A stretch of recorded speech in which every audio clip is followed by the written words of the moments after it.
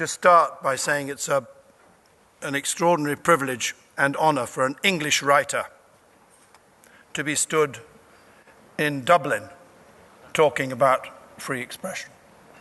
It wasn't that long ago, in living memory for some people, that people fought in the streets for that here. So you can imagine how it feels to be stood here today. I can't talk to you about Twittering. I can't talk to you about Facebook. I don't even do Facebook. What I can tell you about is my belief in the greatest threat that we have to free expression and free speech, which in my view is illiteracy.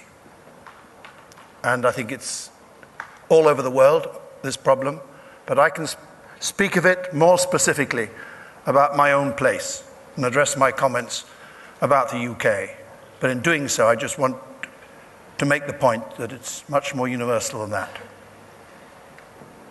I can stand here, an English child who grew up with books all around me, well educated, though I may not have made the best of it, a free man. I can say what I like, so long as it is decent, so long as I am careful of the rights and sensibilities and privacy of others, so long as I maintain proper self-restraint. And of course, I have the right to read and write what I wish. I can believe what I like too. I can believe in unicorns if I want to, and even try to persuade you to believe in them as well. I'm going to do that later. This freedom of expression defines me, defines you, defines our civilization. And whatever country we come from, we do like to think of ourselves as truly civilized, don't we? But are we? I speak of my country now. Do we presume and assume too much? Have we become smug? Do we forget all too easily the origins of our cherished freedom of speech and simply take it for granted? The truth is that the right of freedom of expression is quite meaningless without the ability to express ourselves. It is reading and literacy that have brought us this freedom, this right to speak our minds and sing and perform and write our dreams and ideas, tell our stories. And the literacy I'm speaking of is not, of course, it's not simply the acquisition of synthetic phonics, which is a mere means to an end, though an important one. I mean rather the literacy that leads through reading to knowledge and understanding, to an unfettered seeking after truth. The trouble we have is that we like to believe and assume that as a society we are literate, that being literate is a given. Yet in the UK, in our civilized society, and it is in so many ways, we know that around 20% of our children leaving school are functionally illiterate. And many, many more than this do not become readers. So in fact, if we are honest about it, a sizable minority of our society have no freedom of expression, for they have not the capability to enjoy that freedom. They have effectively been denied it and are being denied it. I would contend that no society can claim to be truly civilized unless freedom of speech, freedom of expression is universal. It is a freedom that has to be fought for, worked at, and taught anew with each generation, passed on, broadened, deepened, and above all, it has to be constantly valued and revalued. For me, illiteracy is the greatest threat to our freedom of expression. Stories are my way of fighting illiteracy, of warring against the ever-present dangers of complacency, apathy, and ignorance. I will tell you 3 short stories. 2 are true stories. 1 is fiction, another kind of truth. The first story I want to tell you is about a king, an English king. I should have known about this story years ago, but in fact only found out about it a couple of months ago when I happened to visit the Ashmolean Museum in Oxford, that great seat of learning that refused me a place when I was a young man. I am not bitter. Much.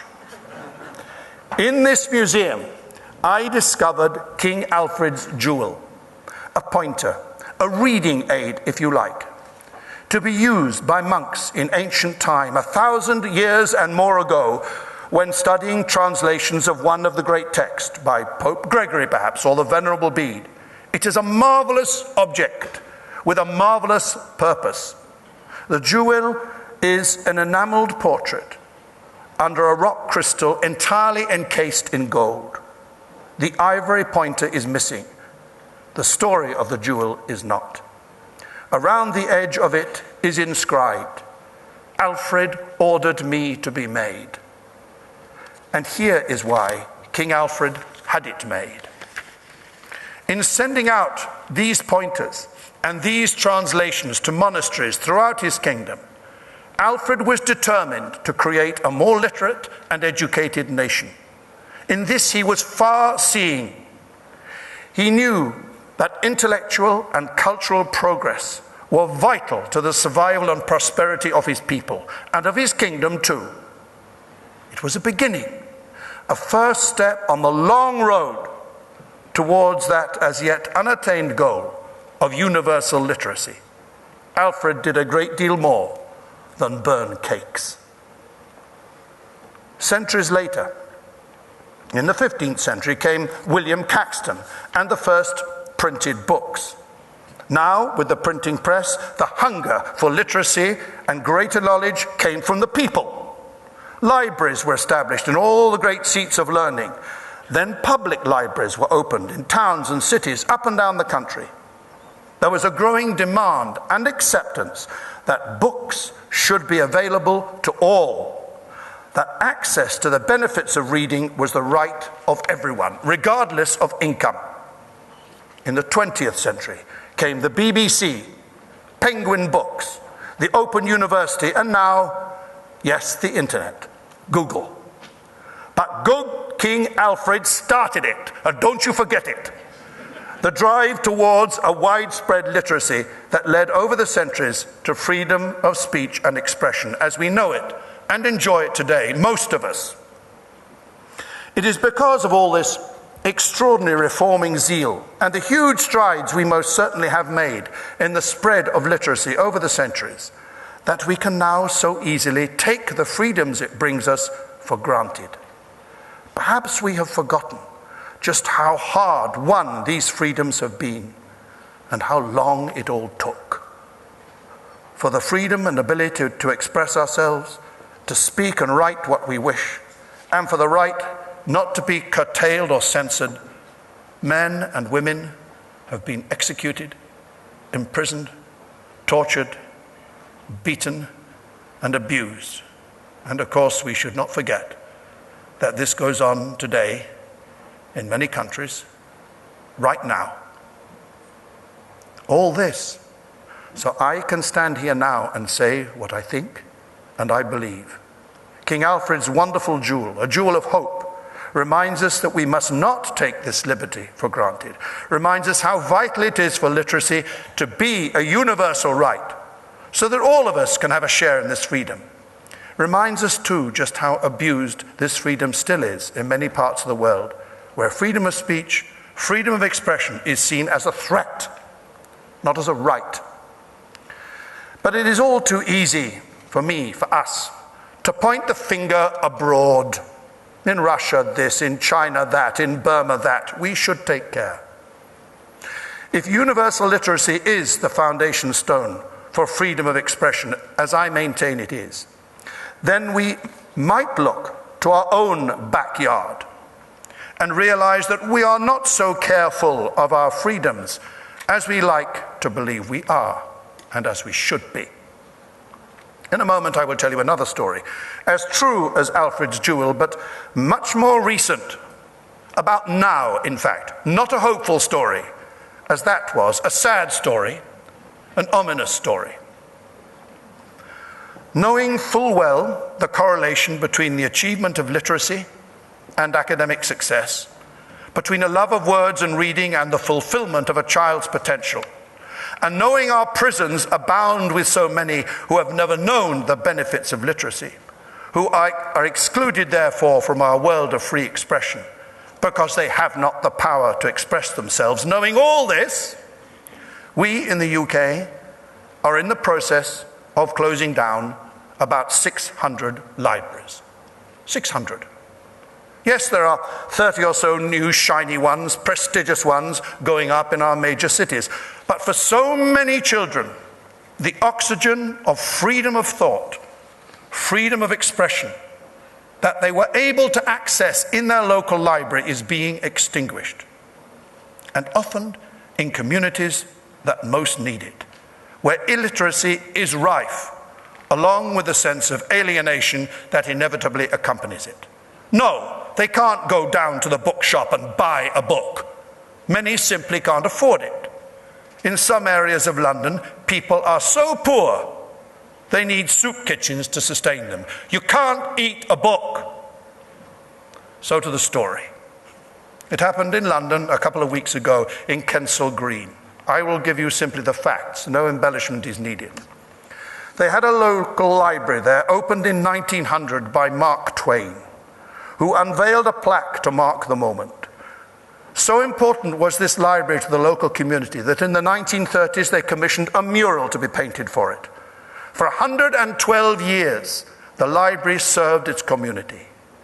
The building itself is owned by All Souls College in Oxford, managed by Brent Council. Then the decision came, a year or so ago, to close the library down.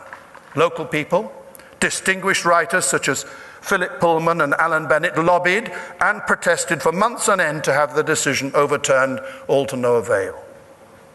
In the early hours of Tuesday, the 26th of May, Kensal Rise Library was emptied of its books and stripped of its historic plaque and its murals. Nearby residents who had campaigned long and hard were warned that the library might be raided, but it was too late to do anything about it. Brent Council workers, backed up by police officers, arrived in the dead of night, took away all the books, the murals, and the plaque. As playwright Michael Frayn put it, they took the books out and the plaque down. So the library is now an un-library, in a way that people became unpersons in the darkest days of the Soviet Union.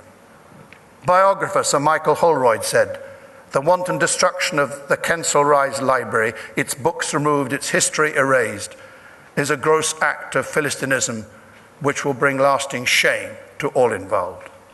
It is indeed cultural sacrilege, and furthermore an infringement of one of our most precious liberties, the right of us all to the knowledge and understanding that a library affords us through books and through the internet." My last story may be fiction, but it is based on a true story. I heard it in Moscow. I thought you might like to hear it because it is about, yes, my belief in unicorns, my freedom to believe in them and write about them. It is also about a library. I called it, I Believe in Unicorns. My name is Thomas Porridge. I was 7 years old when I first met the unicorn lady. I believed in unicorns then, and because of her, I still believe in unicorns. My little town, hidden deep in its own valley, was an ordinary place. I know that now. But when I was 7, it was a place of magic and wonder to me. It was my place, my home. I fished the stream below the church, tobogganed the slopes in winter, swam the lakes in summer. On Sundays, my mother and father would take me on walks, and I'd roll down the hills over and over and end up lying there on my back, giddy with joy, the world spinning around me. I never did like school, though. It wasn't the school's fault, nor the teachers. I just wanted to be outside all the time. I longed to be running up in the hills, free as a bird. As soon as school was over, it was back home for some bread and honey, and then out to play. But one afternoon, my mother had other ideas. She had to do some shopping in town, she said, and wanted me to go with her. I hate shopping, I told her. I know that, dear, she said. That's why I'm taking you to the library. It'll be interesting, something different. You can listen to stories for an hour or so. It'll be good for you. There's a new librarian lady, and she tells stories after school to any children who want to come and listen. Everyone says she's wonderful. But I don't want to listen, I protested. My mother simply ignored all my pleas, took me firmly by the hand and led me to the town square. She walked me up to the steps into the library. Be good, she said, and she was gone. I noticed then there was an excited huddle of children gathering in one corner. I was just about to walk out in disgust when I noticed they were all jostling each other as if they were desperate to get a better look at something. I went a little closer. Suddenly, they were all sitting down and hushed, and there, in the corner, I saw the unicorn. He was lying absolutely still, his feet tucked neatly under him. I could see now that he was made of carved wood and painted white, but he was so lifelike that if he'd stood up and trotted off, I wouldn't have been at all surprised. Beside the unicorn, and just as motionless, stood a lady with a smiling face, a bright flowery scarf around her shoulders, and when her eyes found mine, her smile beckoned me to join her. Moments later, I found myself sitting on the floor, watching and waiting. When she sat down slowly on the unicorn, I could feel the expectation all around me. The unicorn story, miss, cried the little girl. Tell us the unicorn story, miss, please. The lady talked so softly that I had to lean forward to hear her, but I wanted to hear her. Everyone did, because every word she spoke was meant and felt and sounded true. The story was about how the two last magic unicorns alive on Earth had arrived just too late to get on Noah's Ark with all the other animals. So they were left stranded on a mountaintop in the driving rain, watching the ark sail away over the great flood into the distance. The waters rose and rose around them until their hooves were covered. They swam and they swam. They swam for so long, they swam so far, that in the end they turned into whales.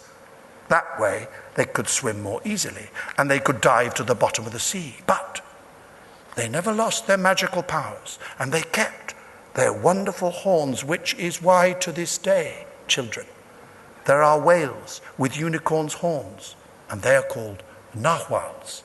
And sometimes, children, when they've had enough of the sea and they want to see children like you again, they swim up onto dry land, find their legs, and become unicorns again. Magical unicorns. After she had finished, no one spoke. It was as if we were all waking up from some dream we didn't want to leave. The hour flew by. On the way home, my mother asked me, what was it like? All right, I suppose, I told her. But at school the next day, I told all my friends what it was really like, all about the unicorn lady. Everyone called her that, and her amazing stories and the fantastic magical storytelling power of the unicorn. They came along with me to the library that afternoon. And day after day, as word spread, the little group in the corner grew until there was a whole crowd of us. One afternoon, the unicorn lady took out from her bag a rather old and damaged-looking book, charred at the edges. It was, she told us, her very own copy of The Little Match Girl by Hans Christian Andersen. Has it been burnt? I asked her. This is the most precious book I have, Thomas, she said. I'll tell you why. When I was very little, I lived in another country. There were wicked people in my town who were frightened of the magic of stories and the power of books, because stories make you dream and think. Books make you want to ask questions, and they didn't want that. I was there with my father watching them burn a great pile of books when suddenly my father could not stand it any longer. He ran forward and plucked a book out of the fire. The soldiers beat him with sticks, but he held onto the book and wouldn't let it go. It was this book, Thomas. It is my favorite book in all the world. Would you like me to read it to you? And so she did. I have never forgotten that story. Then one summer morning, early, war came to our village and shattered our lives. I remember the moment I first saw the planes. I was outside. My mother had sent me out to open up the hens and feed them. That was when the bombs began to fall, far away at first, then closer, closer. We were all running then, running up into the woods for our lives. We could hardly see the town anymore for the smoke. We waited until we were sure the bombers had all gone and then ran back home. We were luckier than many. Our house had not been damaged. It was the center of our town that had been the hardest hit. As I came into the square, I saw the library in flames. The unicorn lady was coming down the steps, struggling to carry the unicorn, staggering under its weight. I ran up the steps to help her. "Look after the unicorn, Thomas," she said. She was coughing and spluttering. "The books," she gasped. "The books. I must get the books." She ran back into the library and came out again a short while later, her arms piled high with books. Everyone ran to help. And that was when the great book rescue began. We children formed a chain across the square from the library to the cafe opposite. Books were passed from hand to hand, stacked up on the floor of the cafe, on the pavement outside. The rescue went on until a fire was burning so strongly that the fire brigade wouldn't let us inside anymore. The unicorn lady came out last of all and sat down at the foot of the steps on the unicorn. And we all gathered round her as if waiting for a story. "Well, children," she said, "we did it, didn't we? We saved all we could. Do not worry. We will build our library again. In the meantime, everyone can take home as many books as they can and care for them. Then in a year or two, when we have our new library, we'll carry the magic unicorn back inside and tell our stories again." So it happened, just as the unicorn lady said it would. Every family in the town took a few books home, in wheelbarrows, some of them. And when the new library opened, we all brought our books back. The unicorn lady and I carried the unicorn back up the steps that day with the whole town cheering us on, the flags flying, the band playing. Now, all these years later, we have peace again in our valley. The unicorn lady is still the town librarian, and the children still come to hear her tell her magic stories. As for me, I am now a writer, a weaver of tales, and if from time to time I lose the thread of my story, all I have to do is go and sit on the magic unicorn and my story flows again. So believe me, I believe in unicorns. I believe in them absolutely.